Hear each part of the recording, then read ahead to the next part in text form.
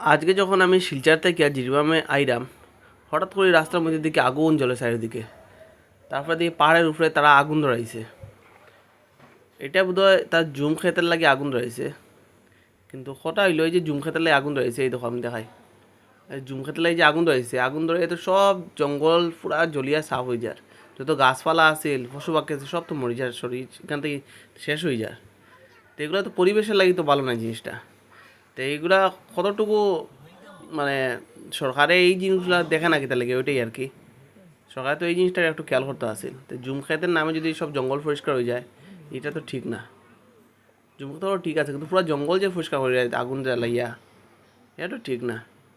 ওটাই আর কি, এটা আমি দেখি আমার একটা অবাক লাগলো আর কি। চারিদিকে সরকারের প্রদূষণ হয়ে যায়, প্রদূষণ হয়ে যায়, প্রকৃতি বাঁচাইতো, গাছপালা রক্ষা করতো, আর এদিকে তার জঙ্গল জ্বালাইয়া হলে শেষ করিলা, এটাতে কিচ্ছু হয় না। বুঝলাম না সরকারের নিয়ম কিটা।